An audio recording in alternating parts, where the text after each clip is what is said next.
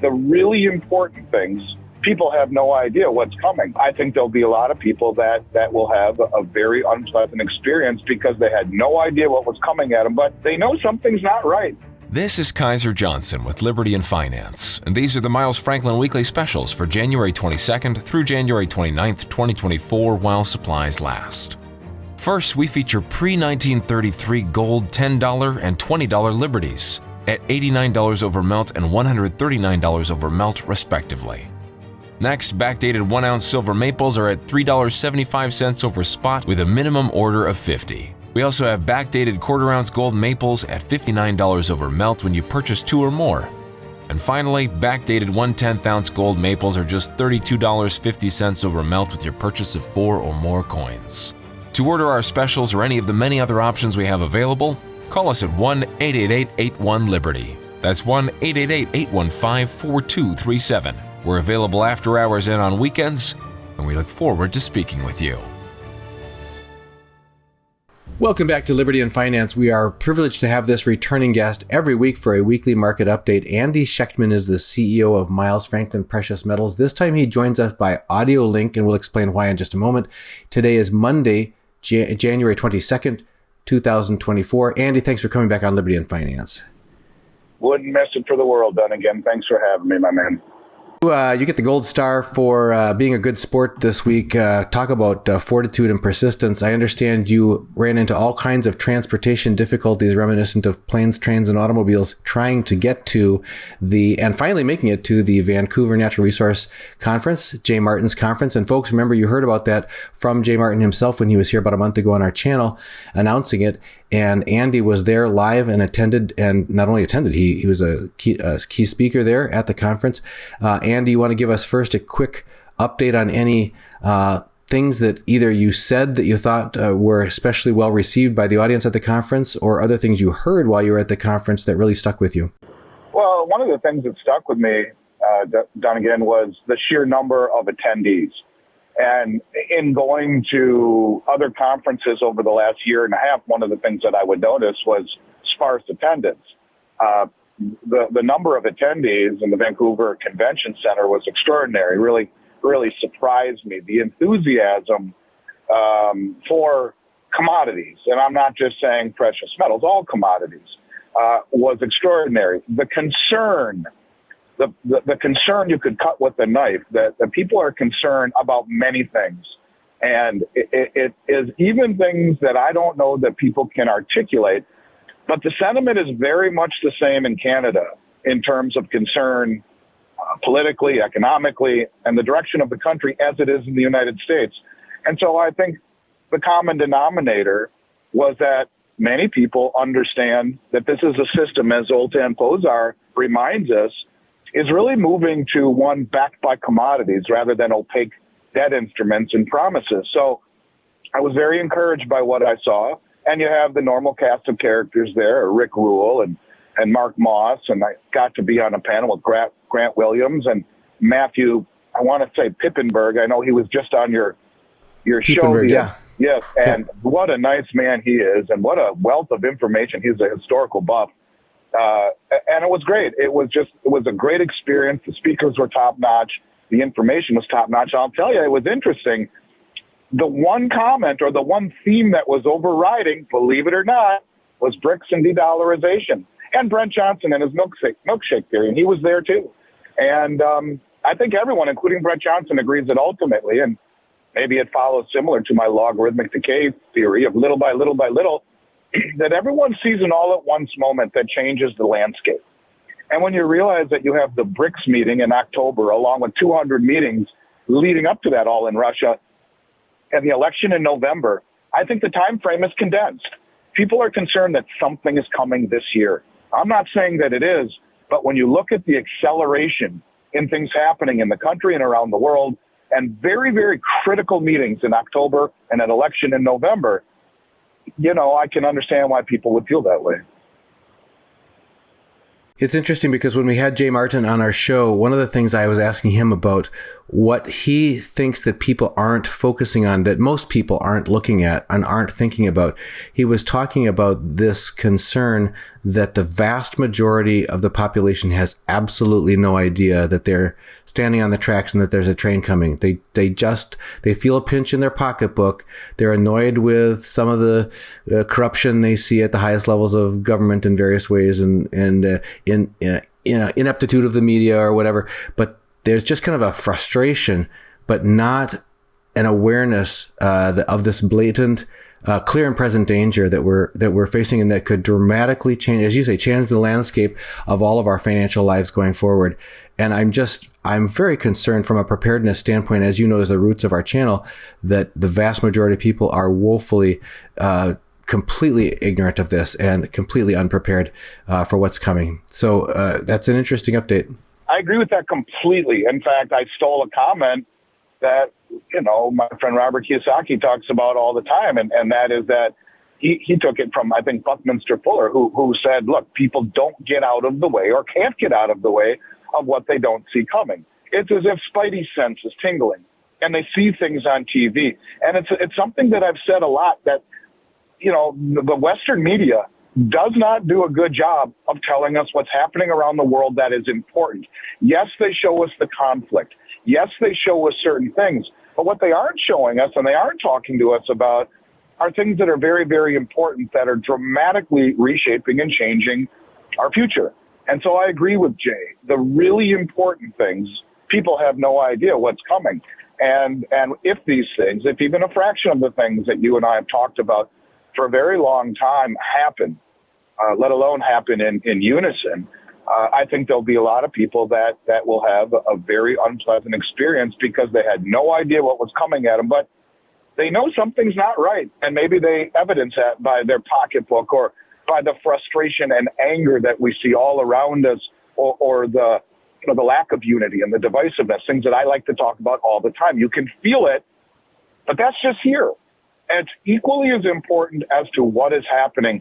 And the narrative that we are given about what's happening outside the world is very, very, very one-sided. And I think that is really the problem. So I agree with what Jay is saying completely. Now, the people at the show, obviously, these are people that watch you and watch others, so they're a little bit more in tune. But nonetheless, yeah, I agree with Jay, and it's something that I'm very concerned about as well. As a speaker at this conference, the Vancouver Natural Resource Conference, you had significant preparation and research to do in preparation for your talks there. Is there any snippets or highlights from your own talks that you can share with us? My own talk, really, Dunnigan, is the same stuff that I've been saying with you over and over and over again. And I openly acknowledge that I focus on something and have been for quite some time. And the evolution of it concerns me as much as anything ever, because, I was talking about this with you in late 2019, early 2020, before any of these things happened.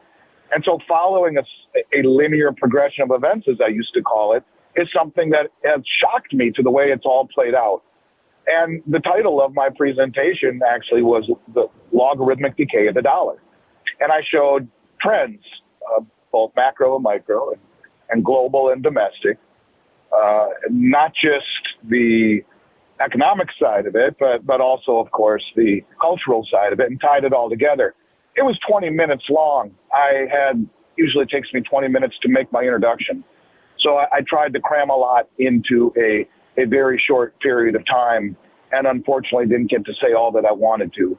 But in fairness, a lot of what I said, there were some new things that, of course, if I had my notes in front of me, I'd rattle them off to you. But there were some new things that I presented. But a lot of the people at this show have never heard me before. And so it was a presentation that was largely, honestly, much of what I've been saying for a very long time.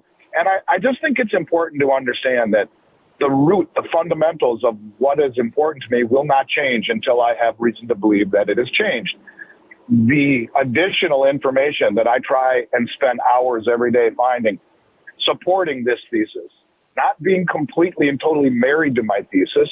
In fact, I had a really great conversation today at lunch with Mark Moss about Bitcoin, and listening to his reasoning was amazing. And That's one thing that's missing in this country, in my opinion. Then again, is an open mind and listening to other viewpoints and realizing the commonality and the difference and respecting the difference. And if you never listen to change, in fact, you know who said this to me once was your son, Elijah, in a conversation we had maybe 2 years ago. And he said, if people don't listen to other people's perspective, we never grow. And truer words have never been said. So much of my presentation was much of what I've been sharing with your audience every week we speak. That's what's important to me. But, you know, I think that this needs to be battered into people's heads over and over and over again, because the recency bias, the normalcy bias, and instant gratification not being fast enough for most people has a lot of people look past it and call it a nothing burger. Yet the acceleration that I see all around me and all of the new pieces I bring to you each week, even if it's only one or two news stories each week, dramatic as it may be, in my mind, is not getting noticed by the West because it's usually in media outlets that are either buried at the bottom, if it's Reuters or something along those lines, or MSN on the article on the United Arab Emirates, or from a website, a news source across the globe. People aren't aware of it, as we were saying, but bottom line is, I really feel that it is the most important thing. And the macro trend, the micro is noise. The macro to me is what's important. And I'll continue to do that, adding as much color as I can, talking about the news points each week. But when I get 20 minutes to present in front of an audience, I'm going to tell them what I think is the most important thing. Well, we're grateful always for your updates here, and also for the way that you help bring it down home to what people can do about it. Our channel is dedicated to making sure that people's freedoms are protected and that there are voices that they need to hear are being heard. And we'll do that absolutely as long as we can, in as many ways as we can. One of those ways to help people is by providing a affordable way of getting real assets in their hands. I mean, that's one of the things Jay Martin talked about, was the importance for people to have access to where their food is coming from, food security, know their neighbors, live in a community that's supportive of each other, that sort of thing, to kind of overcome some of those drawbacks you talked about a fragmented society and the deception from above, top-down system. We also talked recently with Gregory Manarino on those very same topics about how we're being lied to officially from government and media and so on, and the keepers of our financial world. So it's truly like living behind enemy lines, and we're just trying to figure out how everybody's going to do what they need to do in time to take care of their family. One of those ways is by making sure that people have access to affordable ways of obtaining real assets. You often bring us a weekly special. I understand this week you've got something that's been of high interest to our viewers in the past, and that's particularly in the form of $10 and $20 gold U.S. Liberties pre-33s. Do you want to talk to us about why those are some of your favorite forms of precious metals? Absolutely. And by the way, I do want to just give a plug to Jay Martin. His show is amongst the very best I ever attend. People should check it out. He's a heck of a guy and puts out a lot of great info. And I watched that video with you and Gregory, and I really loved it. And people should check that out too. He's a very smart guy and very, very wise about the way he looks at the world. As far as the $20 and the $10 gold pieces, look, the truth of the matter is this: if I had my choice, I would only own numismatic coins pre-1933, and that's the truth. I truly would. And for most of my career, which is going to be almost 34 years long very soon in February, our company will have been around for that long, the price of numismatics, $20 gold pieces in grades of circulated, as these are, or low grades of uncirculated, 60, 61, 62, were barely over the price of gold eagles for most of my career. And there were times that we have seen over the last several years where premiums on those numismatic coins went parabolic. And so I couldn't offer in good conscience to people who are looking to protect their wealth, to prepare for whatever the heck is coming. In that respect, it's about the number of ounces that matter, not the historical significance of the coin. But if you are able to purchase these coins, which are, a minimum, if they're the $20 liberties of 115, 16 years old, if not much older, and are true pieces of Americana, if you can purchase them in the same neighborhood, vicinity, as gold eagles, even though they are slightly under in terms of their weight, the majority of my career, you don't even think of them at 0.9675 of an ounce. You think of them as an ounce of gold and with a massive premium or a substantial premium. Well, there are times when those premiums come down into reasonable levels, kind of like I saw in the 90s when in the early part of 2000s until 08 when everything changed. And they're at a great value right now. The circulated $10 and $20 Liberties, basically I look at them as a half of an ounce of gold and an ounce of gold. It is a hair under on both sides. But it, to me, is the best possible way to own gold coins in this country if they're affordable enough, if you aren't sacrificing much in the premium or the amount that you can get. And right now, at the premiums or the prices that they're being sold at, they're almost exactly what it would cost to buy a 1 ounce eagle and might even be less than a half ounce eagle. I'm driving right now from Vancouver to Seattle. I told you I had a 25-hour day and flight delays and cancellations and had to rent a car in Seattle to get up to Vancouver just to make my speech early the next morning. And now I'm driving back to Seattle on a highway almost to the U.S. border. I don't have the notes in front of me, so you'll have to forgive me, but my enthusiasm. Yeah, no, I can help. I can help out. Keep your eyes on the road. So from our latest price sheet that just came out, and folks, if you want to get the latest price sheet from us, just email us at libertyandfinance@protonmail.com and just put the word price sheet or inventory in the title of the email. We'll make sure you get the latest and greatest. But anyway, the nearly 1 ounce, that's 0.9675 troy ounces of gold, is in the $20 Gold Liberty XF grade, is $139 over the melt value of that gold. And the nearly half ounce, which would be half of that, is the $10 US Liberty XF at $89 over melt for that coin. I was just doing a quick compare. The 1 ounce American Gold Eagle coin is $125 over melt per ounce, and the as is the 1/2 ounce American Gold Eagle coin at $125 over melt. So it's actually cheaper. The gold you'd be buying in the $10 Liberty is actually cheaper than the gold you'd be buying in the 1/2 ounce American Eagle. So that's remarkable. And the gold you'd be buying in the $20 US Liberty is just very slightly over the price of the gold you'd be buying in the American Gold Eagle. See, that's crazy. And especially in the 1/2 ounce variety, because if you put yourself back 100 years ago, and these are circulated coins where XF stands for extra fine. They're really condition. You can see that they were used. They were in someone's pocket 100 plus years ago, which is kind of neat in and of itself. But the 1/2 ounce coin would have been used way more than the $20 coin, the 10 over the 20, because $20 was an awful lot of money back then. And it's not like people were walking around with a $20 gold coin in their pocket, the average person.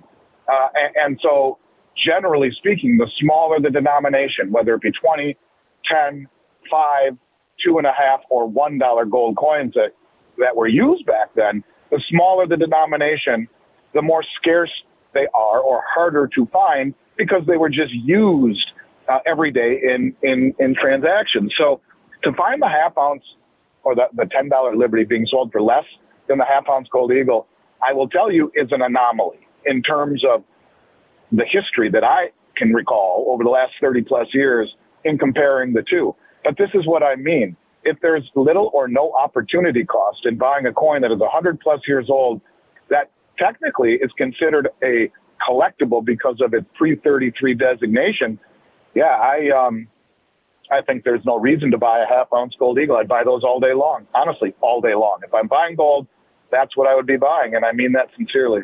Well, we're grateful for always the opportunity to bring these specials to our viewers, and they always look forward to your visits here because you have such a common sense way of bringing these global geopolitical finance and supply chain of the bullion market down into something that we can all put our minds around, and we're grateful for that. We will need to make sure that we get you off the phone here before you get close to the border checkpoint and everything, so you can focus on that. Well, maybe you can say hi to them for me. I don't think I want to be on the phone with you at that time. but anyway, safe travels, and thanks for taking the time. What a good sport you've been to take time out of this tremendously challenging travel weekend to give time for our viewers. They're grateful for it, as am I. And we will be posting this, as always, Tuesday. That's tomorrow. And that'll be 6 p.m. Pacific, 9 p.m. Eastern. And folks, thank you for being here. You're the ones that make this all possible. Andy, as always, on behalf of all of our viewers, thanks for joining us on Liberty and Finance. Dunnigan, you are my friend, and there's nothing I wouldn't do to be on with you. Thank you for having me, and I hope everyone out there has a great evening and a good rest of the week, and look forward to picking up where we left off sometime next week, around same time, I guess, next week. Right. Thank you, Andy. Take care. Take care. Bye-bye. This is Kaiser Johnson with Liberty and Finance, and these are the Miles Franklin Weekly Specials for January 22nd through January 29th, 2024, while supplies last. First, we feature pre-1933 gold $10 and $20 Liberties at $89 over melt and $139 over melt, respectively. Next, backdated 1-ounce silver maples are at $3.75 over spot with a minimum order of 50. We also have backdated quarter-ounce gold maples at $59 over melt when you purchase 2 or more. And finally, backdated 1/10-ounce gold maples are just $32.50 over melt with your purchase of 4 or more coins. To order our specials or any of the many other options we have available, call us at 1-888-81-LIBERTY. That's 1-888-815-4237. We're available after hours and on weekends, and we look forward to speaking with you.